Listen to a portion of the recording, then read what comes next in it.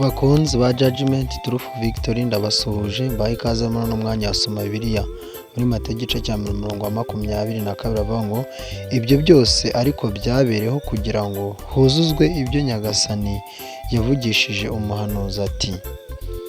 Aho ngaho ni igihe Yesu yari agiye kuvuka. Muri Matayo igice cya 22 muri Bibiliya yaravuga ngo nuko ibyo byose byabereyeho kugira ngo ibyo Umwami Imana yavugiye mu kanwa k'umuhanuzi bisohore ngo. Ku munsi w'ejo nibwo tuzareba ibyo ngibyo byagomba gusohora. Nabwiye ko dusoma umurongo ku murongo, ijambo ku ijambo. Then Matthew chapter 1 verse 22. Now all this was done that it might be fulfilled which was spoken of the Lord by the prophet saying.